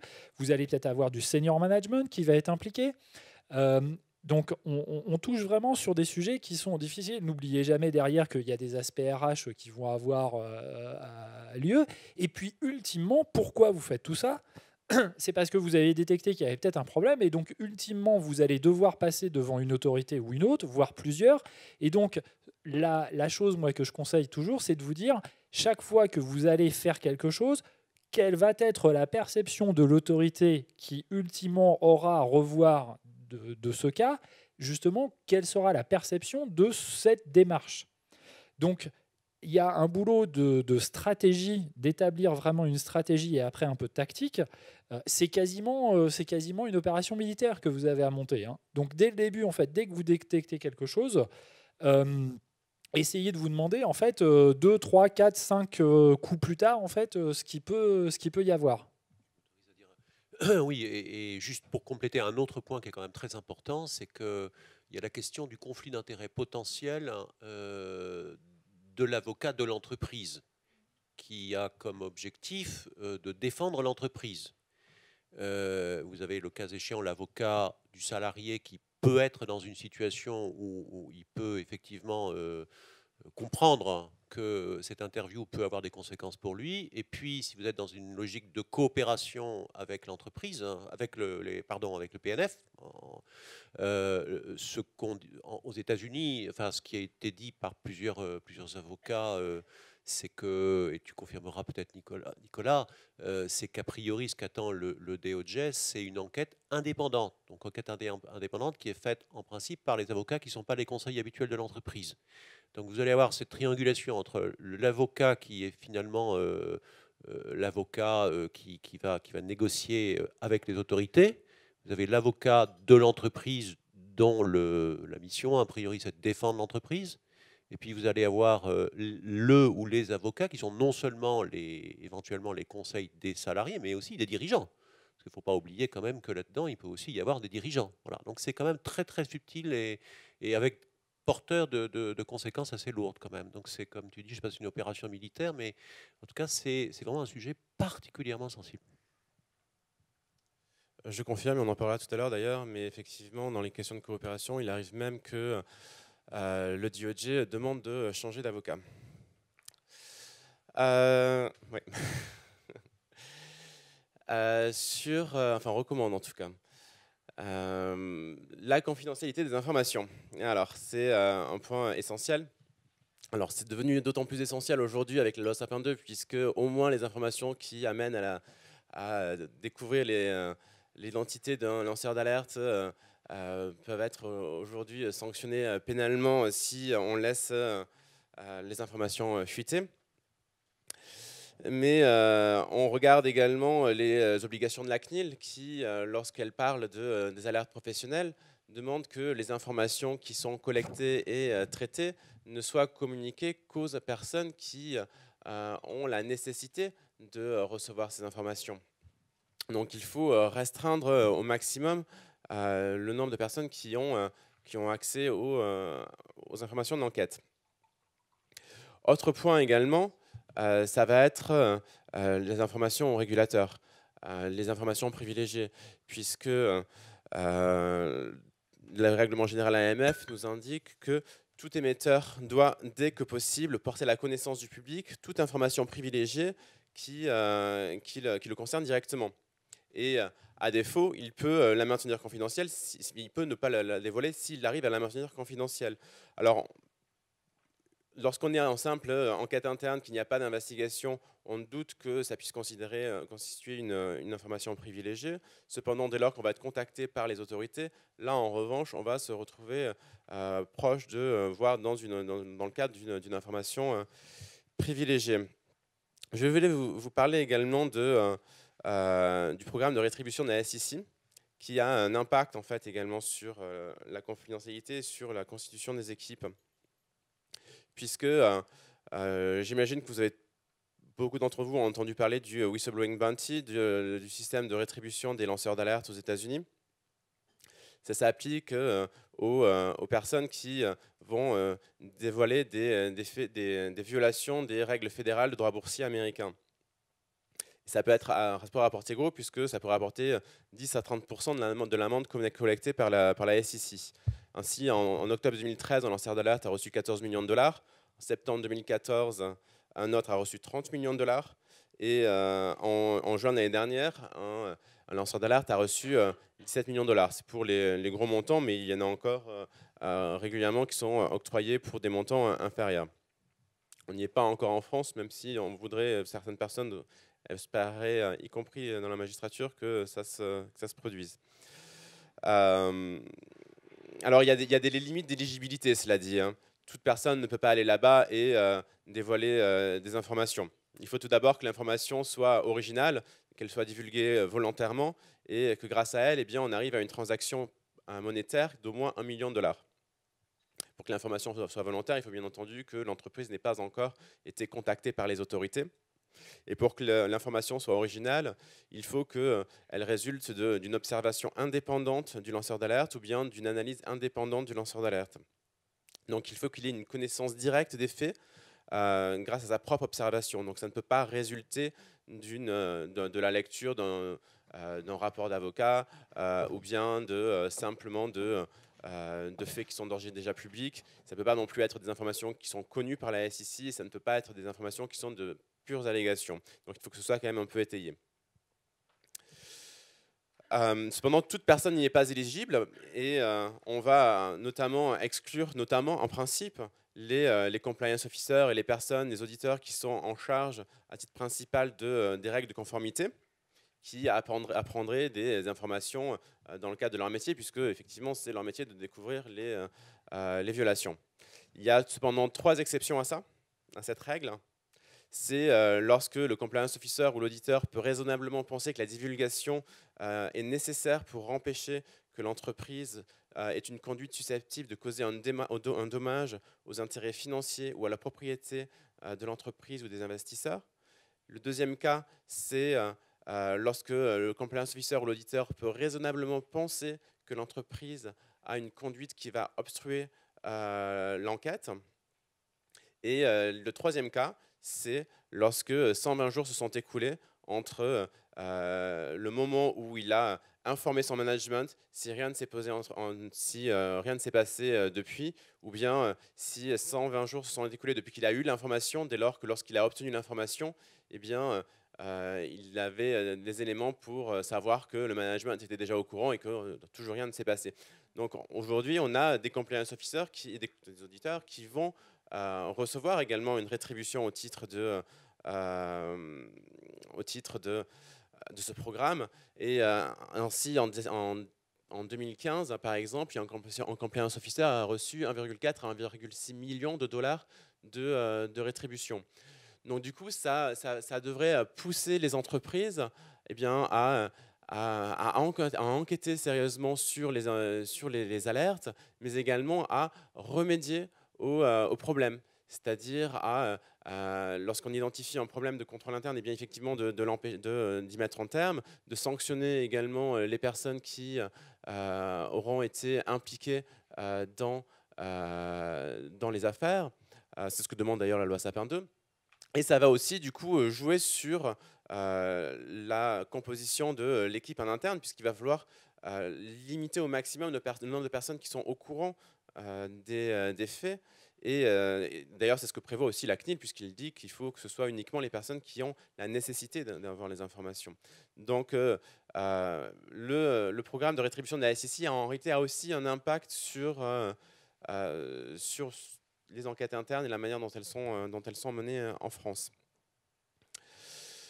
L'audit forensique, alors là je vais passer assez rapidement puisqu'on a Antoinette qui va nous en parler plus longuement. C'est assez primordial là, comme étape dès lors qu'on se retrouve dans une enquête où il y a des faits qui sont sérieux. Et c'est un coût, mais on devra assez rarement passer outre. Mais je les laisserai l'expliquer, en pensant bien sûr qu'il faut toujours recourir à eux en passant via un avocat afin de pouvoir bénéficier du privilège. Oui. Je ne sais pas si tu as prévu d'en parler, mais même si on l'a tous en tête, hein, on connaît très très bien le sujet, puisque c'est quand même quelque chose dont on parle énormément, mais c'est quand même la question du privilège de confidentialité des juristes d'entreprise. Il ne faudrait pas qu'on termine quand même cette session en ne l'ayant pas évoqué. Hein. Donc bon, je pense que tout a été dit, à moins que, je ne sais pas, Sébastien, je veux peut-être rajouter quelque chose, parce que, non, enfin, si certains ont des avis là-dessus, mais bon, c'est vrai que c'est quand même un sujet tellement fondamental. Hein. Nous, on plaide depuis très très longtemps, enfin, tous les cercles Montesquieu, FJE, bon, et puis même le barreau, aujourd'hui, il y a eu le rapport de Camilleri, hein, c'est ça, qui aussi prend bien en compte le fait que, enfin, reconnaît bien le fait qu'aujourd'hui, les juristes d'entreprise sont dans une situation d'inégalité d'armes, hein, et que dans le cadre, effectivement, de la fonction de compliance, des activités de compliance des juristes d'entreprise, des directeurs juridiques, on est dans une situation qui est également très, très, très délicate.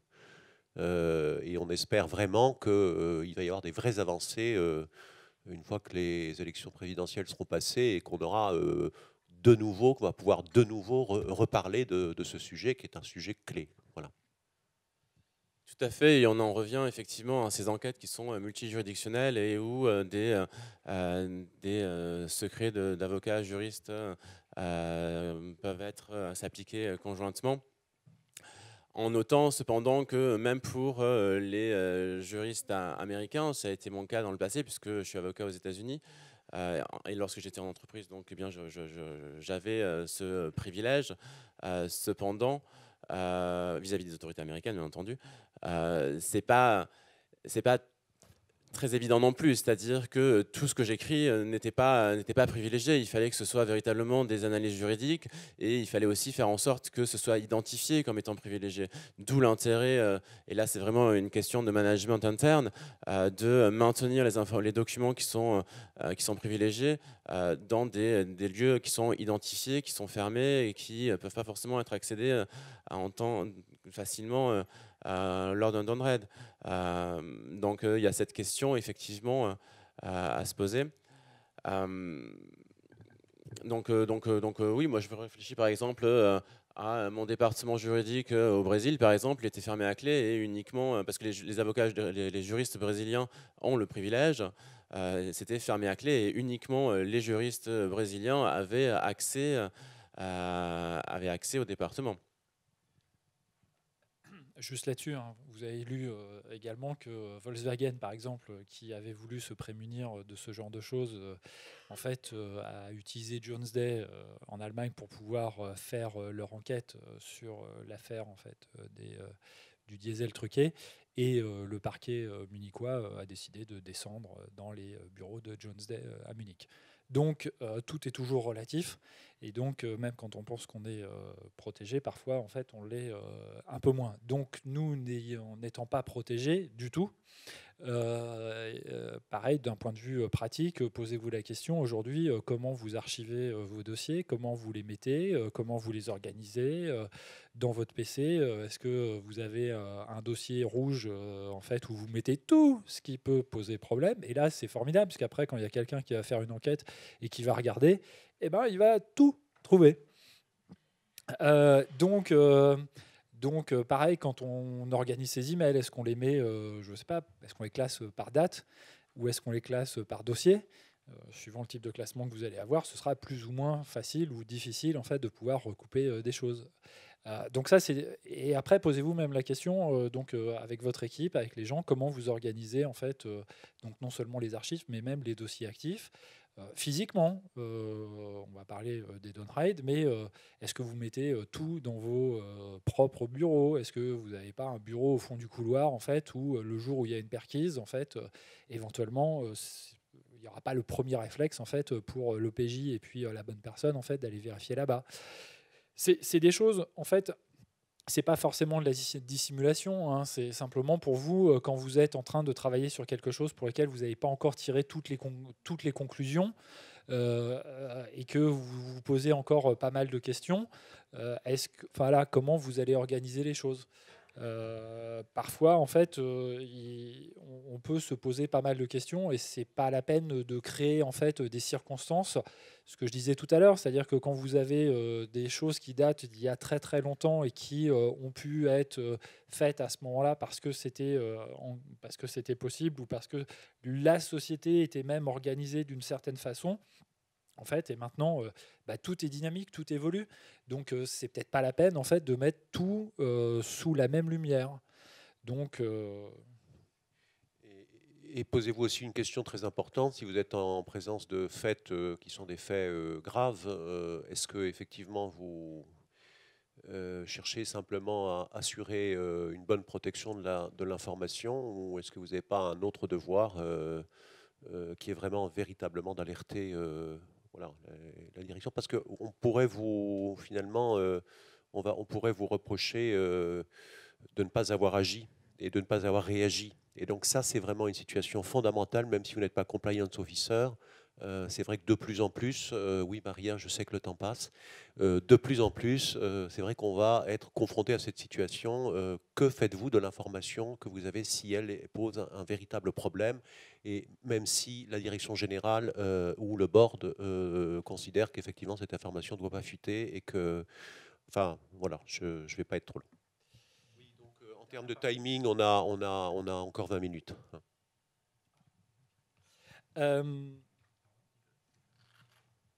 Oui, alors je vais essayer de passer très rapidement parce qu'on va manquer de temps. Par rapport, effectivement, lorsque votre enquête est terminée, il faut effectivement préparer un rapport. Je vais passer là-dessus parce que j'imagine que vous avez à peu près une idée de ce qu'il faut mettre dans un rapport d'alerte, que ce soit la méthodologie, l'agenda, les recommandations éventuelles. L'audit forensique, sinon on va avoir du mal à passer. Donc anticiper les enquêtes externes. Lorsque là, pour le coup, eh bien, on a les autorités qui sont à la porte. Alors du coup, il faut d'une part essayer de les anticiper. Et donc à ce moment-là, c'est assez primordial en fait d'anticiper ces enquêtes internes, ces enquêtes externes, parce que lorsque les autorités vont venir vous voir autrement, elles vont vous demander de fournir tous les documents relatifs à tel contrat et tel ou tel projet sur une période X et à fournir dans les 7 jours. Et vous pouvez éventuellement obtenir des délais, mais ça peut être énormément de documents à fournir, des milliers, des dizaines de milliers, très rapidement. Et donc, du coup, on fournit des informations sans pour autant savoir exactement ce qu'il y a dedans. Email, documents, papier ou autre. Et donc, il est primordial en fait de pouvoir anticiper ça et de pouvoir répondre aux autorités de manière calme et réfléchie à l'avance, en pouvant éventuellement donner un certain argumentaire. Et donc pour cela, eh bien, la cartographie des risques qui est demandée dans le cadre de Sapin 2 va être essentielle, puisqu'elle va nous permettre de pouvoir identifier les problèmes et lorsqu'on va voir véritablement des problèmes, d'aller creuser plus profondément pour s'assurer que s'il y a eu des violations ou pas, et s'il y a eu des violations, et bien à ce moment-là, s'attendre à ce qu'il y ait une enquête, notamment dans certains pays. Si on pense au Brésil ou si on pense à la Chine, par exemple, ce sont des pays qui sont extrêmement actifs aujourd'hui en matière d'enquête. Et si on découvre un problème au Brésil, par exemple, eh bien, on a plutôt intérêt à aller regarder de plus près et à véritablement lancer une enquête interne pour s'attendre à ce que les autorités brésiliennes ou américaines viennent nous voir assez rapidement. Très rapidement, ensuite, je vais passer ça sur la responsabilité des personnes. On en a parlé déjà tout à l'heure. Pour anticiper, ça c'est dit. La responsabilité des personnes, eh bien, pour les personnes morales et pour les personnes physiques, essentiellement les dirigeants, si on ne mène pas une enquête interne qui est sérieuse, on risque d'être confronté au fait que l'AFPA, lorsqu'elle va venir regarder le programme de compliance que vous avez mis en place, elle considère que votre programme ne sera pas robuste, ne sera pas efficace, et donc du coup, vous risquez d'être sanctionné. Donc la pénalité pour les dirigeants sera de 200 000 € et pour la personne morale de 1 million d'euros. Pour les personnes physiques salariées, alors par rapport à la gestion, on a commencé à le voir tout à l'heure, c'est par rapport notamment aux entretiens, par rapport aux avocats auxquels ils pourront avoir accès. Il faudra penser également à sanctionner ces salariés si nécessaire, bien entendu, c'est ce que demande la loi Sapin, sanctionner disciplinairement, outre les responsabilités pénales qui pourront par ailleurs avoir à faire face vis-à-vis des autorités. Par rapport au compliance officer, la responsabilité essentielle où il va falloir faire vraiment très attention aujourd'hui, ça va être véritablement sur l'identité du lanceur d'alerte. Véritablement s'assurer que aucune information ne fuite, parce que là, pour le coup, eh bien, c'est désormais répréhensible pénalement, avec 2 ans de prison et 30 000 € d'amende. Donc si on peut éviter que les compliance officers soient pris là-dedans, ce serait bien, pour l'avoir été moi-même avant. La divulgation volontaire, alors ça je vais en parler du coup avec la coopération, ce sera plus simple et plus rapide. La coopération c'est aujourd'hui essentiel, on voit que les enquêtes sur la corruption internationale qui duraient auparavant 2 ans en moyenne, elles durent aujourd'hui 7 ans, donc il faut apprendre à vivre avec les autorités, il faut apprendre à coopérer, à vivre avec elles, et du coup savoir comment le faire. On l'a vu tout à l'heure, le parquet national financier a tendance à être inspiré par les autorités américaines, donc ce sera bien d'avoir cette pratique justement américaine pour savoir quoi faire avec les autorités françaises. Un premier moyen de coopérer, c'est bien sûr d'aller voir, de s'auto-dénoncer. Ce n'est pas systématique, on n'a pas forcément à le faire, mais c'est en tout cas l'un des premiers moyens. Deuxième moyen, on l'évoquait tout à l'heure, c'est répondre aux questions. Répondre aux questions des autorités. Il faudra que les réponses soient vraies et complètes, bien entendu, et il ne faudra pas écrire des choses fausses, bien entendu, lorsqu'on répondra aux autorités. Coopérer, ça peut également dire lancer une investigation interne.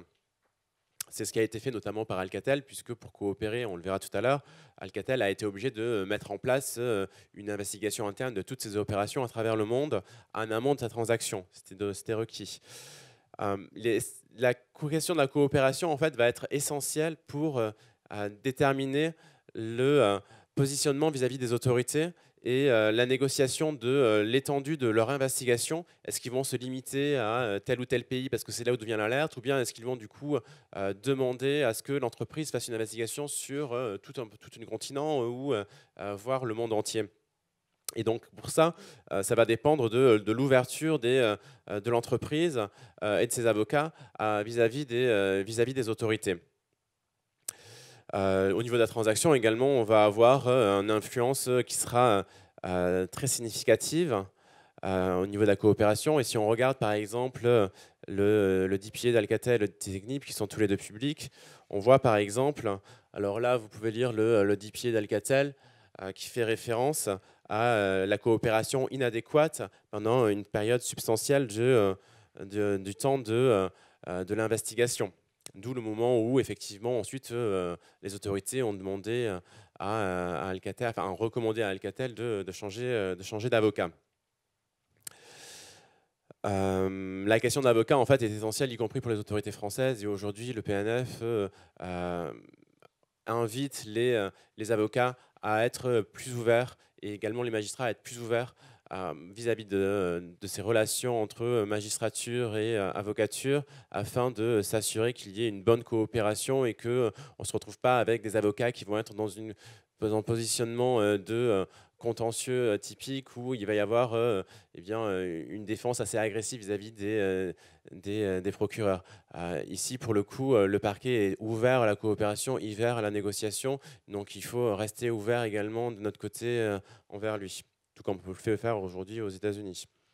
Si on regarde par exemple donc, du coup, les deux DPA, Technip et Alcatel, on voit l'impact de la coopération ou du manque de coopération, avec notamment, si vous regardez, je vais peut-être me lever du coup, à ce niveau-là, on voit que pour Alcatel, en fait, la manière de calculer avec les Sentencing Guidelines, on part d'un score de culpabilité de 5, auquel on va rajouter des points ou diminuer des points en fonction de circonstances plus ou moins négatives. Et il y a notamment des points qui peuvent être retirés si la société a bien coopéré avec les autorités. Et donc on voit par exemple que Technip a effectivement coopéré avec les autorités françaises et a bénéficié de 2 points en moins pour le calcul du score total de culpabilité. Alors que Alcatel, quant à lui, comme on l'a vu tout à l'heure, eh bien, on n'a bénéficié que d'un seul point en moins. Et ça peut être très significatif, puisque grâce à ces scores, on va calculer des fourchettes. Et par la suite, si on lit le DPA de Technip, on voit que Technip a accepté un paiement de 240 millions de dollars, soit à peu près 25% de moins que la tranche basse, que la fourchette basse de la sanction qui était normalement prévue au titre des Sentencing Guidelines, justement grâce à cette coopération. Alors que si on prend Alcatel, par exemple, eux ont dû payer 92 millions de dollars, c'est-à-dire 6% de plus que la fourchette basse. Et tout ça pour des raisons de coopération. Donc, c'est des questions qui sont véritablement essentielles. On voit aussi que on peut obtenir jusqu'à 5 points de moins si on s'autodénonce. Et si on a un programme de compliance qui est effectif au moment des faits, eh bien, on peut bénéficier également de 3 points de moins. Donc, ça peut véritablement diminuer très substantiellement l'amende qui sera à payer par la suite. Très rapidement également, on va pouvoir aussi parler du pilote programme très rapide qui a été mise en place en avril 2016 et qui permet de diminuer de 25 voire 50% les amendes. Ça a été reconduit pour une année, donc on peut encore en bénéficier, mais là il faut véritablement faire une divulgation volontaire qui soit faite assez rapidement après qu'on ait découvert les faits. Donc du coup, si on a trop tardé, on risque de ne plus remplir les conditions. Très rapidement également, la position de la France.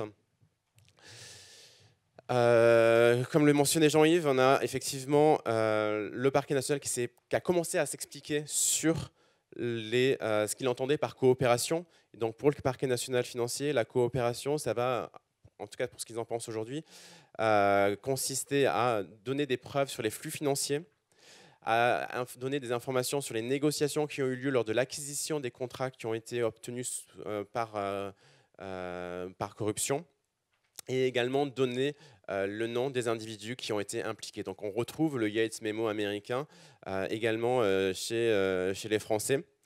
Pour le calcul de l'amende, on va prendre en compte non seulement le profit réalisé dans le cadre du contrat qui a été obtenu dans le cadre par fait de corruption, mais on va également regarder les profits qui ont été réalisés grâce à ces contrats-là. C'est-à-dire que si la réputation de l'entreprise a été améliorée et a permis notamment de rentrer dans un certain pays et d'obtenir des contrats par la suite, si eh bien, il a fallu, si on a gagné d'autres contrats, d'autres projets qui étaient similaires, eh bien, le PNF va tenir compte des profits réalisés au titre de ces autres contrats pour calculer l'amende. Donc du coup, ça peut être assez important et difficile à juger. Et le PNF considère également qu'il y a une question de punitive qui doit avoir lieu. C'est-à-dire que ça ne peut pas être une simple restitution de profit.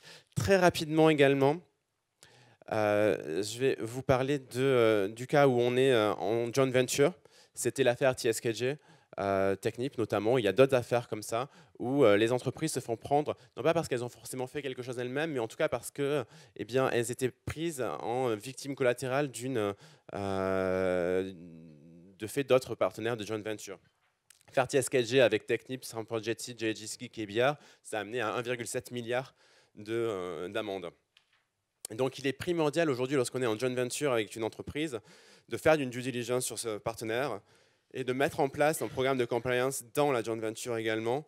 Et lorsqu'on identifie un problème, de coopérer avec le partenaire de joint venture pour comprendre ce qui s'est passé, mettre en commun les faits, pour également essayer de mettre en place une communication commune en cas de problèmes et de presse notamment. Essayer également de coopérer sur la question des sanctions qui devront être prononcées, parce que si on fait une enquête interne, il faut qu'il y ait des sanctions si on voit que des personnes ont mal agi. Et enfin, pour essayer de comprendre si son partenaire de joint venture ne va pas, lui, aller commencer à discuter avec les autorités sans même que vous soyez au courant. Et ça, c'est extrêmement risqué. Et du coup, donner sa version des faits et pas forcément la vôtre. Et je vais m'arrêter là et je te redonner la parole très rapidement. Donc maintenant, je vais vous parler un petit peu de la procédure de gestion de crise. Donc pareil, je vais commencer par poser la question. Est-ce que vous avez, à votre connaissance, est-ce que dans votre société, en fait, il y a une procédure de gestion de crise? Est-ce que vous la connaissez? Est-ce que vous êtes impliqué dedans? S'il y a une majorité de oui, on passera beaucoup plus vite. Il n'y a peut-être pas une majorité de oui. Bon. Ou alors il y a des timides. Ouais. Donc souvent, en fait, le secrétariat général, la direction juridique, on est au croisement de pas mal de choses, et quand une crise va se déclarer, en fait, on va être dedans. Donc, autant, encore une fois, être le mieux préparé possible. Donc, dans une procédure de gestion de crise, qu'est-ce qu'on va faire? On va la préparer le mieux possible à l'avance. Donc, il n'y a pas de raison qu'on s'entraîne et qu'on fasse des évacuations de bâtiments, en fait, si jamais il y avait le feu, en fait, il faut essayer de faire exactement la même chose, en fait, quand on pense qu'on pourrait avoir une crise. Alors la crise, ça peut être n'importe quoi. Ça va être justement, vous êtes un industriel, vous avez un problème dans une usine, vous êtes un distributeur, vous avez un problème justement dans votre supply chain. Enfin, on peut en avoir beaucoup. Donc le plus important, c'est de savoir qui doit être dans la gestion de crise, et puis de façon peut-être tout aussi importante, qui ne doit pas y être. Parce qu'il n'y a pas pire, en fait, que d'avoir les mauvaises personnes, en fait, dans l'équipe qui va être mobilisée au départ. Donc au départ, on n'a certainement pas envie d'avoir les dirigeants mandataires sociaux. En fait, l'équipe de gestion de crise va être celle qui va justement travailler là-dessus et qui viendra, en fait, rendre des conclusions, en fait, vers les dirigeants mandataires sociaux. Donc typiquement, qui on va avoir dans une équipe de gestion de crise? On va avoir La RH, on va avoir le directeur, le ou la RH, le ou la directrice juridique. On va avoir quelques personnes clés qu'on a mentionnées tout à l'heure, par exemple le ou la DSI. Et puis, on va rajouter quelques experts suivant justement le type de crise qu'on peut avoir. Ce qui va être important, ça va être de laisser de côté, et puis bien sûr, la direction de la communication. On va éviter d'avoir trop de personnes dedans. Parce que ça peut compliquer beaucoup les choses, ça va diluer éventuellement les responsabilités, et puis ça va nous empêcher de faire un travail qui doit être fait sous de grosses contraintes de façon significative.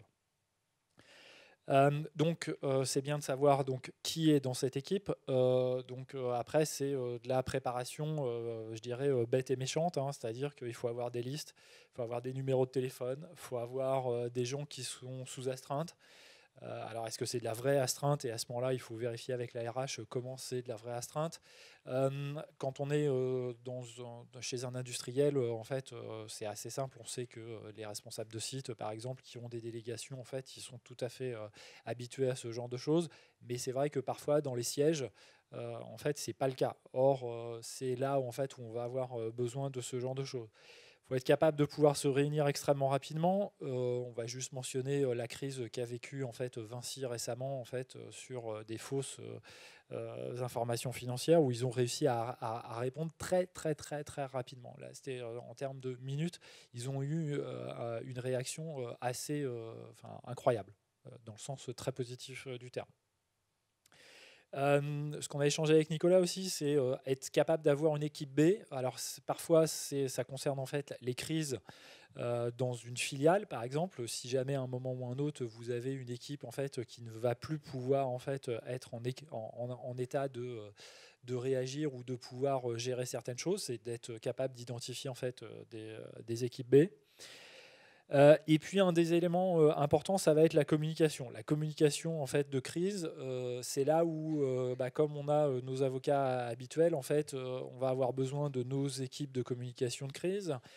À titre informatif, il y a un MOOC qui est très bien sur France Université Numérique, qui est organisé en fait, qui a été fait par la Gendarmerie nationale.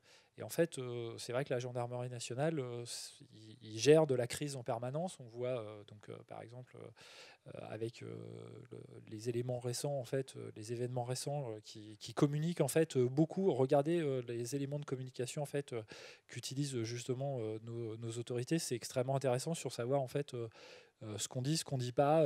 Faire attention. Alors il y a 2 règles en communication de crise. Hein, généralement, c'est parfois, moins on en dit et moins on communique et moins on commente, en fait, mieux on se porte. Pourquoi? Parce que généralement, on évite en fait de se contredire et d'avoir à se contredire le lendemain et à avoir à revenir en fait sur un élément sur lequel on a communiqué.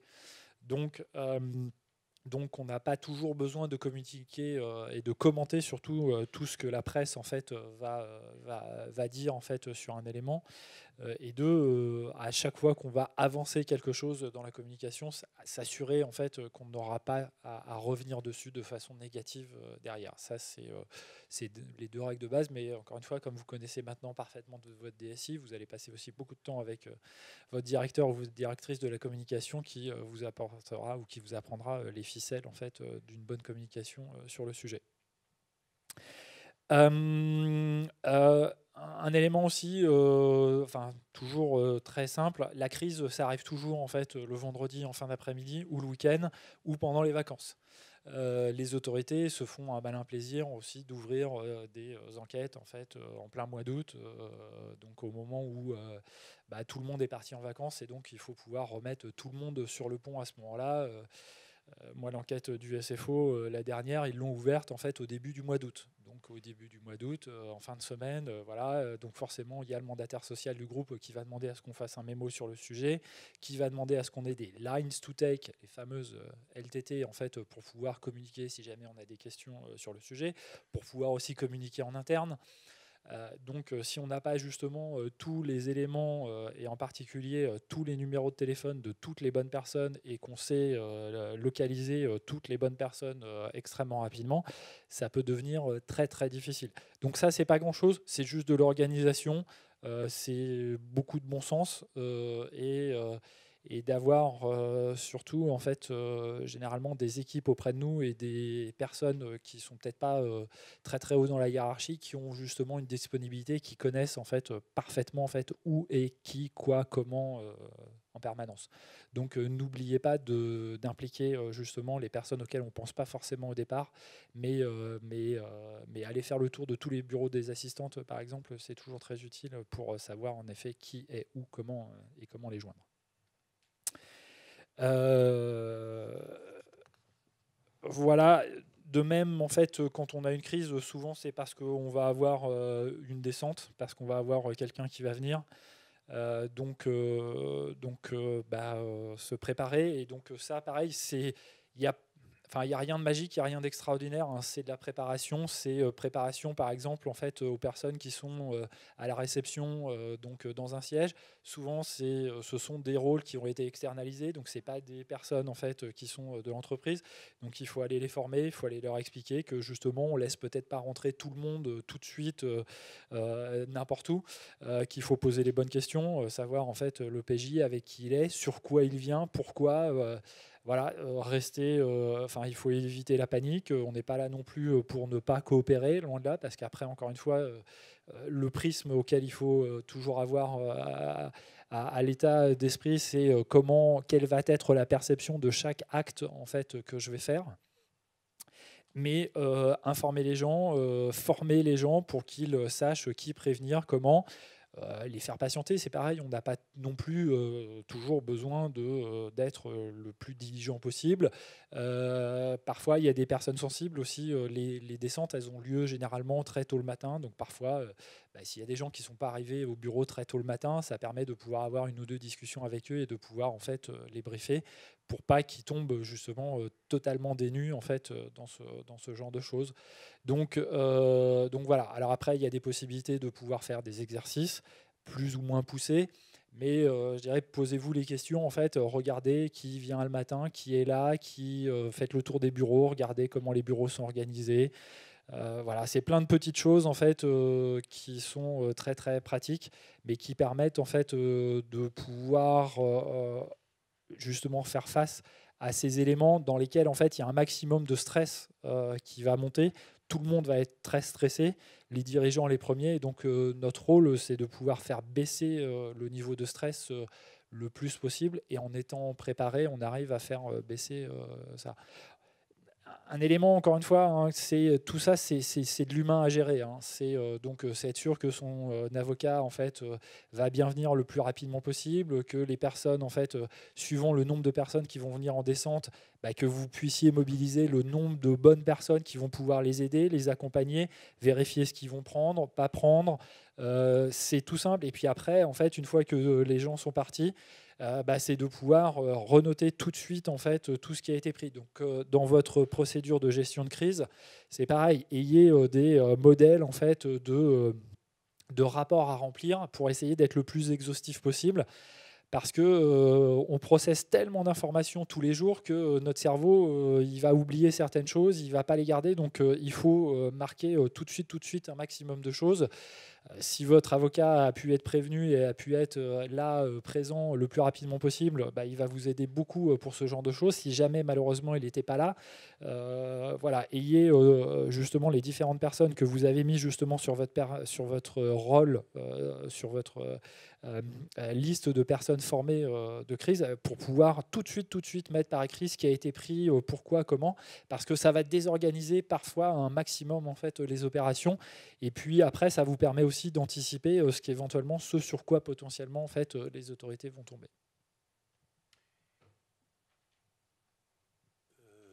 Et donc, on va vous laisser conclure parce qu'on a encore 2 minutes. Je juste dire un mot pour se mettre déjà dans l'état d'esprit du monde de la concurrence, puisqu'on va y arriver avec Joseph juste après la pause.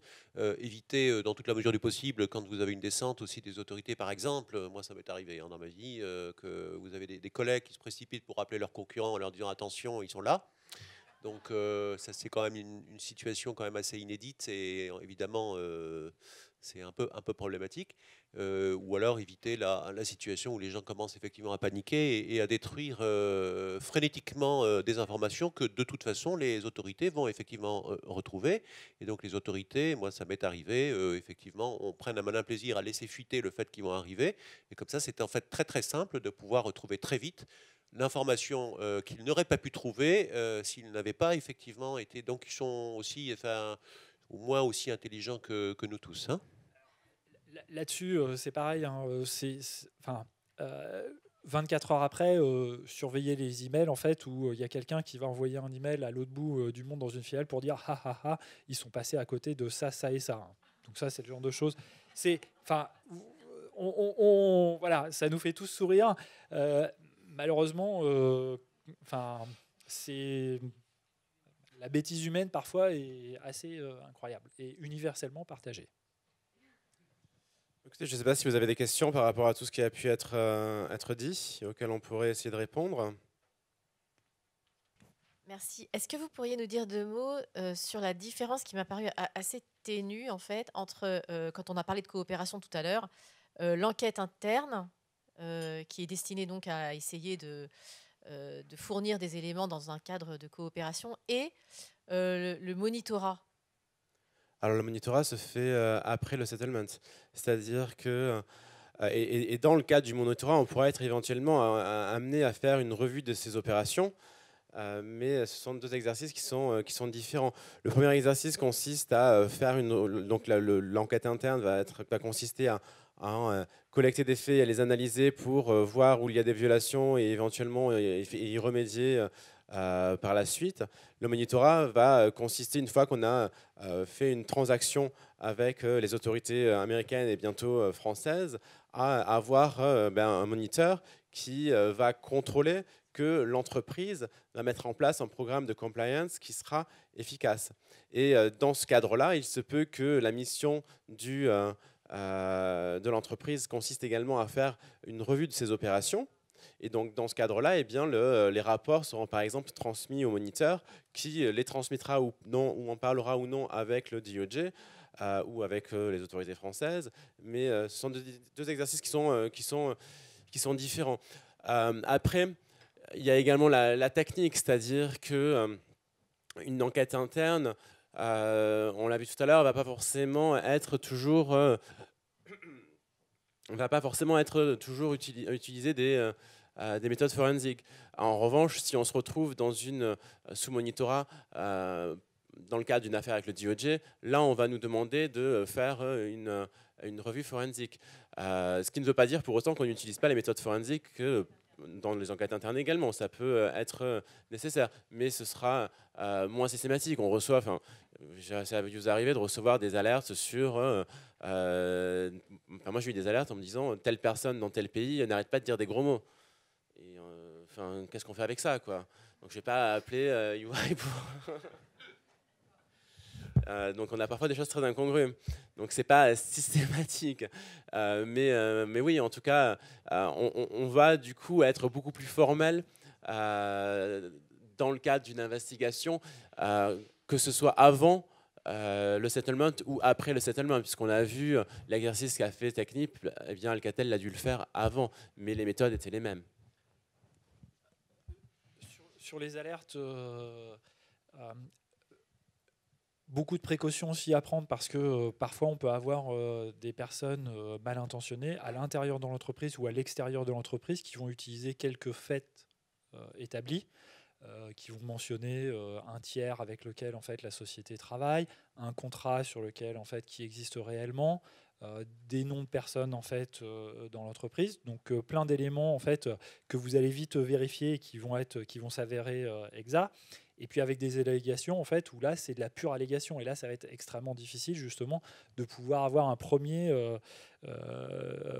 justement une première appréciation sur le sujet. Il ne faut pas se laisser emporter par ces biais cognitifs, hein. Ça c'est difficile. De même que il n'y a rien de pire en fait pour un compliance officer qu'avoir traité en fait un sujet et puis de voir un deuxième sujet quelques mois, quelques semaines, quelques années après. Et puis on va avoir en fait des éléments en fait qui y ressemblent, et puis on va arriver immédiatement à la même conclusion. Donc notre cerveau parfois il nous joue des tours, et donc il faut faire extrêmement attention justement à ce genre de choses. Et il n'y a rien de tel que les faits. Ne restez pas tout seul devant justement ce genre de choses. Parlez-en. C'est là où les experts, les avocats, voilà, ayez plusieurs points de vue et faisons toujours très très attention parce que la première des règles, c'est quand même la présomption d'innocence. Et on a un peu trop parfois tendance à l'oublier. Oui, donc on va s'arrêter là parce que c'était tout à fait passionnant et je confirme qu'effectivement des manipulateurs, il peut y en avoir. Moi personnellement, dans ma vie antérieure, il y a très longtemps, j'étais compliance officer dans une société d'aéronautique et de défense à l'époque de Clearstream. Donc voilà, je ne peux que confirmer ce que dit Sébastien et donc soyons extrêmement prudents. Voilà, les faits, uniquement les faits. Donc on va s'arrêter une petite quinzaine de minutes, le temps de prendre un café et éventuellement passer un coup de fil, mais Justin pas plus, parce qu'on reprend à 11h avec Joseph et on va rentrer dans le monde fascinant et merveilleux de la concurrence.